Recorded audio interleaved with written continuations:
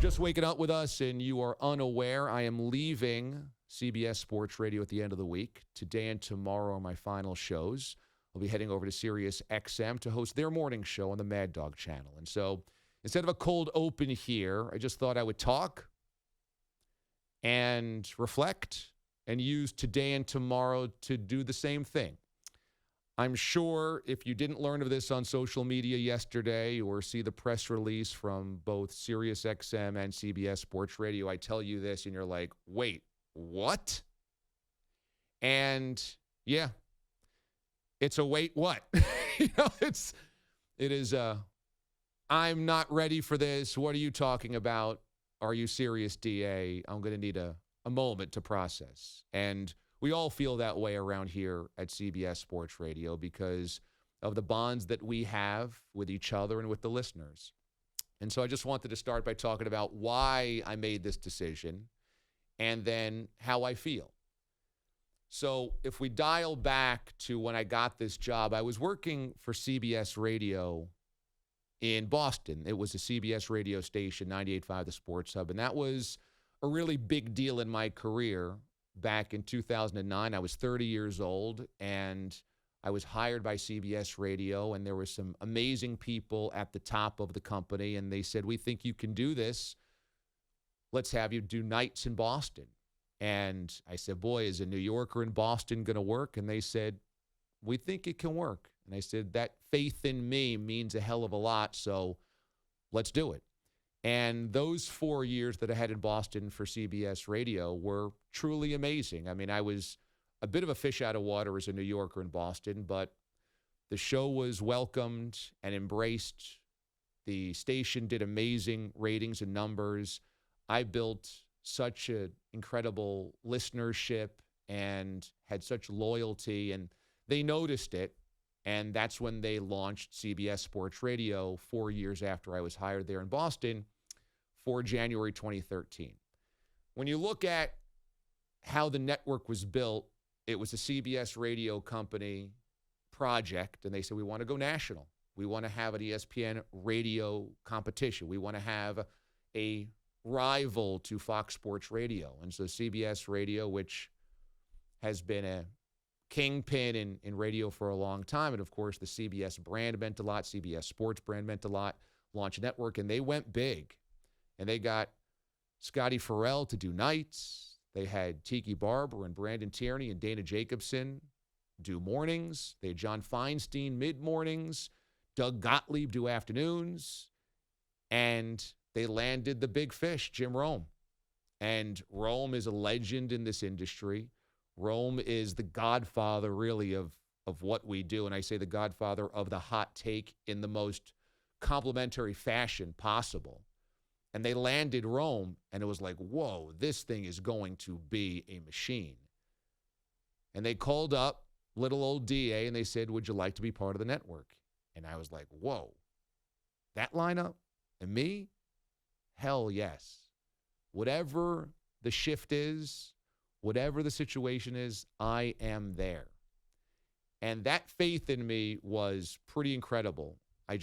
I pinched myself like, wow, I get to move back to New York where I'm from and work on a national level at this age. I was like, I can't believe how fortunate I am. And that's when we started overnights here on CBS Sports Radio, January 2013.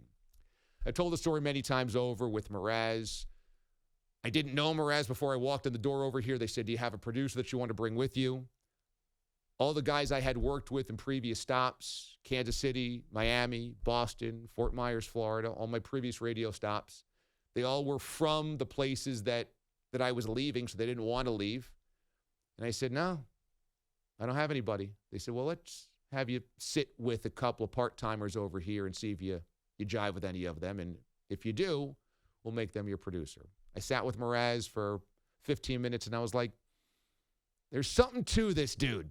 There's something to this dude. And, 11 years later, he's one of my best friends. And these 11 years have been a pure joy to work here at CBS Sports Radio. I've said this often. The coolest thing about this place for the last 11 years is they gave me total freedom to do what I wanted to do. My mind was the only limit in what we could do creatively. Man, and for those that are creative, maybe you're a painter, you're a musician, maybe you're an artist, a sculptor, maybe you just look at landscaping and see a bunch of weeds and go, I can create something out of that. Or maybe you see a car that needs to be renovated and go, I can create something out of that. Those things to me are my oxygen. I love that part of this job, and they let me do it. I mean, look at how weird this show is sometimes. They let me do it. And for that, I am forever grateful. CBS Radio ended up selling to Entercom Radio. Entercom Radio became Odyssey Radio, which is our parent company now. And again, everybody, whether it was my old bosses or new bosses, let me just do this show. And that's something that I will always be incredibly grateful for. But something else happened along the way, and that was the listeners. We started in overnights. I don't think they knew what to expect because it was a brand new network. We didn't know what to expect. Target Demo Friday was born out of people telling me, congratulations, you're going to a new network, back when I was in Boston. But they would always have this postscript. But who's going to listen? You're doing overnights. And I had to say, I don't know. But let's find out. Whether it's moms up in the middle of the night with their babies, or whether it's people running to the airport, whether it's people working overnight shifts, I don't know. But let's see. Let's have fun with it. And over those 2 years, it was like, whoa, a fuse was lit. These people are crazy. They love this show, and the affiliates heard this. We love this overnight show. We love this overnight show. It's weird. It's eccentric. It's funny. It's creative. People loved it. And the bosses here heard it, and they were like, you know what? Let's get you to nights, 6 to 10 in the evenings. Great. And then the same thing happened. And there's this groundswell of people that love this show. And they said, let's move you to mid-mornings, 9 to noon. We said, great. And at 9 to noon is when we paired up with Pete the Body Bellotti and Bogusch, who were in these hours since the network launched. And of course, Mraz and I knew Bogusch and Bellotti. But then we started working with them on a daily basis. And I'm going to tell you this right now, hand to God, I have worked with some amazing people, some truly amazing people in this industry. My stops in Kansas City, look, I got a goddaughter in Kansas City because of how close I am to one of the guys that I worked with there, Brian Williams, B-Dub, who is like a brother to me. And I worked with one of my best friends in the world that ended up, Jonah Ballo, who was one of the best men at my wedding. You know, and so I have worked with some amazing, amazing people. Bellotti and Bogusch and me and Mraz, I just couldn't have asked for anything more. These guys are next level talented, next level committed, and it was just such a synergy immediately. I was like, wow, this is special. And that started in 2017. So I can say without a shadow of a doubt, the last 6+ years of working with these guys, these shows, mid-mornings, then we were promoted to mornings going into 2020. These 6 years with Bogusch and Bellotti have just been the greatest radio I've ever done. And it's a huge testament to them because of what we did together. It's the best radio I ever did these last 6 years. Not a doubt in my mind. Cap comes in as we're trying to tinker with the stream. What's the simulcast going to look like? What's the video component going to look like? I had ideas. I had visions.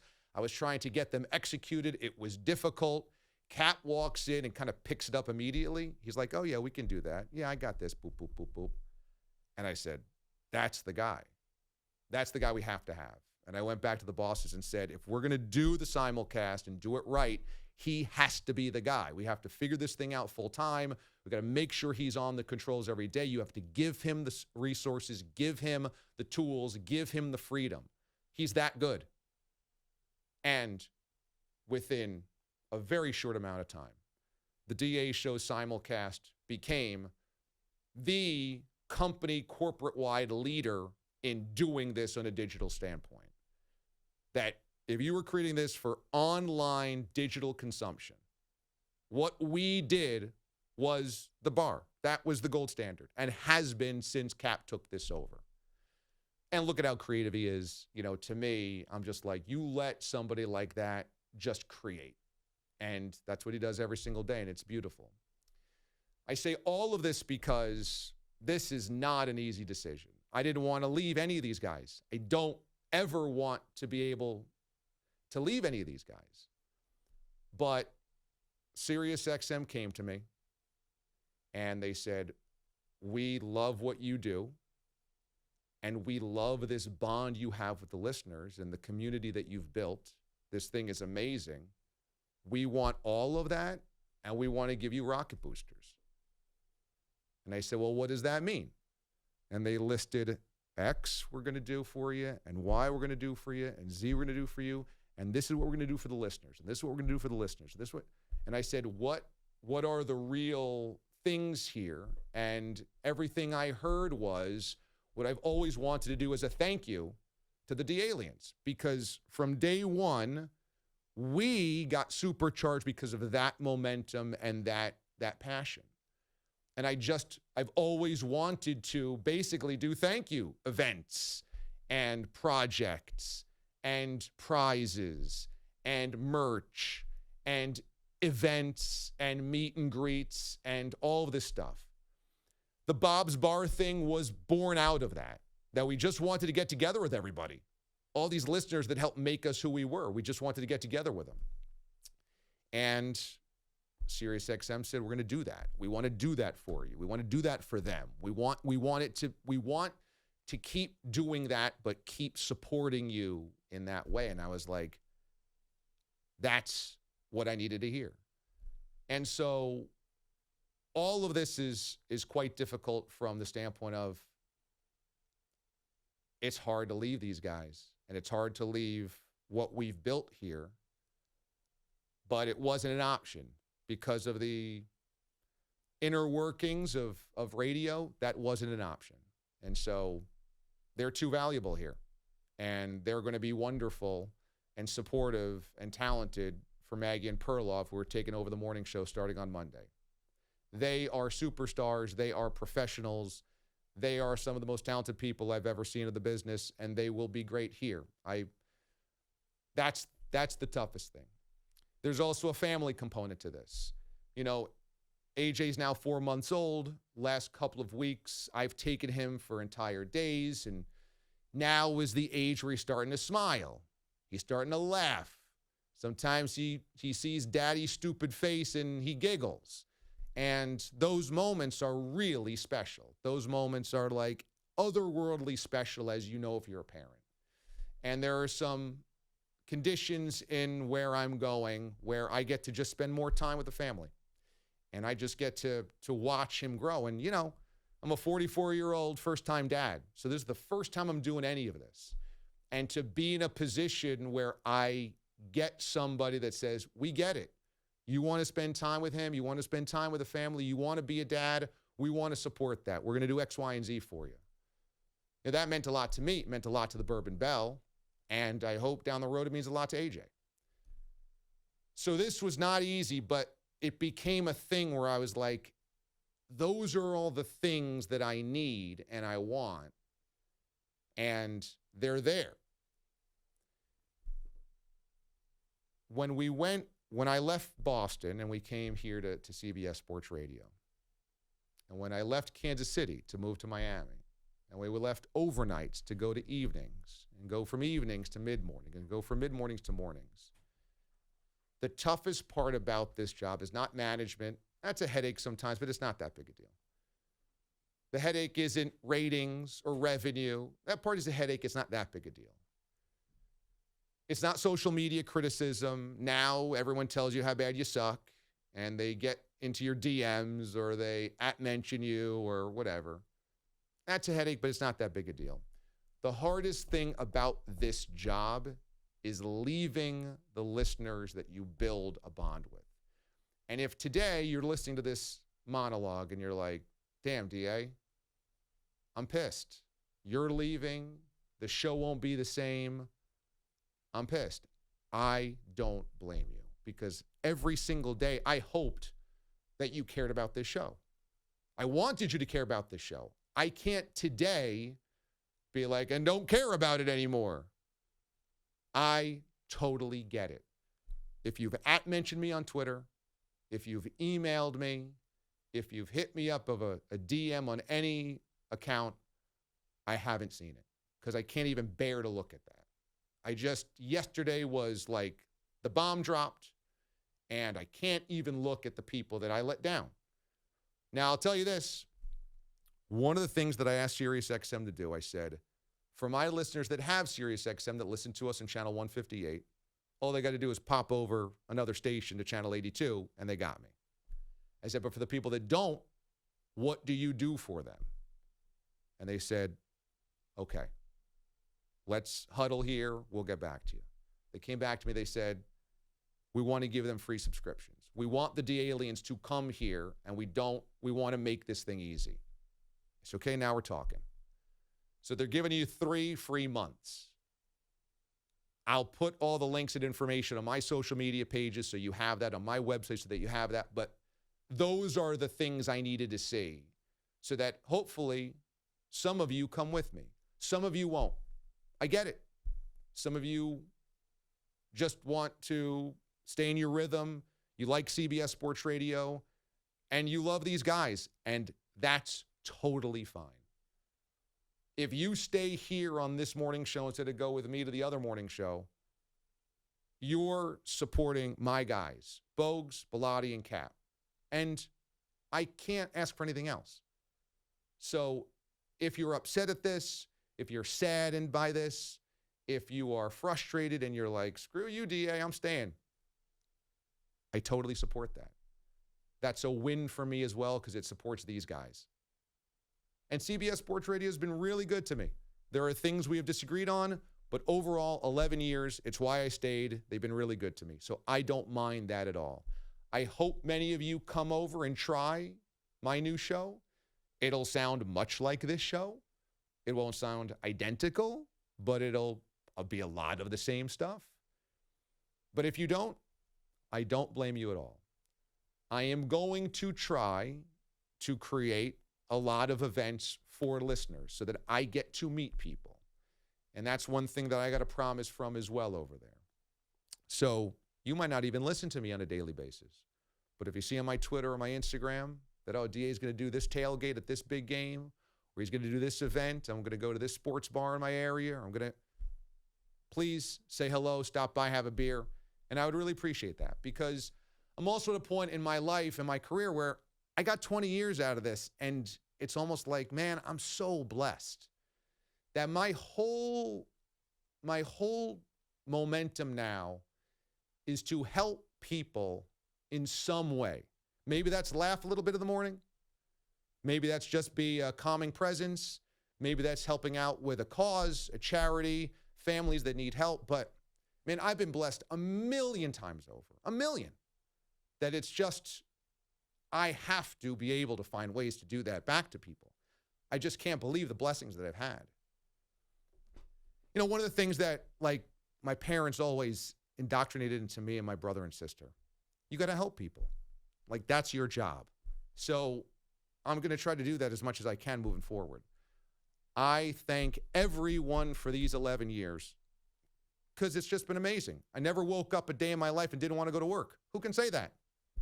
These 11 years, I never said I don't want to go into work today. So it's a change. It's an evolution. For me, it's a way to feel alive again. Not that I didn't feel here, but it's like, wow, that's a jolt. That's new. That's exciting. Those are great opportunities. For me, that's a really huge part of this. And, you know, if you don't listen and come with me, I totally get it. But still, I consider you a friend. And I still consider you guys, you know, a huge reason for my success. And hopefully you still follow me on Twitter or Instagram, or we email back and forth or whatever, because those bonds mean quite a bit. And you might have never reached out to me, never contacted me or whatever, but you feel like you know me. And even that bond quietly, silently, means a hell of a lot to me. So today and tomorrow are just going to be, for me and for the guys here, like a big send-off party. I don't want it to be sad. I don't want it to be, emotional necessarily. I want it to be authentic and real. But there's also a lot of shows that don't get 11 years at one place. There's a lot of shows that get changed and tweaked or broken up. I mean, you get fired. You get fired a lot in this business, And I was lucky enough not to here. So I want to celebrate that. It's why we played all of the Years of the Buffoon yesterday, because I wanted a laugh. We all needed a laugh around here before the announcement was made. And it's a pretty good indicator of just how ridiculous this show has been for 11 years. And despite that ridiculousness, they never canned us. They never said, don't do that. You can't do that. That's not how it's done. So I appreciate that very much. And I appreciate everybody out there that understands as well. But I don't expect everybody to be cool with this. But I appreciate that you've been here, and I want to honor that, and I want to honor that in the next place that I'm at as well, which is a big reason for my move. I'm sure we'll talk more about this. Mraz is going to come up into the studios later on in the morning, so we'll have some giggles with him, and we're going to ask him how his mental welfare is over there down the hallway, considering it seems like it's World War III every single day. But we'll do a lot. Just remember the good times today and tomorrow. Oh, and tomorrow, as a little note, will be open phones for the D-Aliens. Start to finish, you guys call up, say whatever you want. Screw you, DA. I'm out of here. I totally get it. Gloria Splett is already creating some type of, I think, rally against the show or something. I'm pretty sure he's outside with a picket sign saying, hell no, hell no. Well, that was a guy. I think that was Gloria Splett. Now, I want everybody to be able to call in tomorrow and say their piece. So we'll do that all day tomorrow. Today we'll just kind of hang out with Mraz and joke around quite a bit.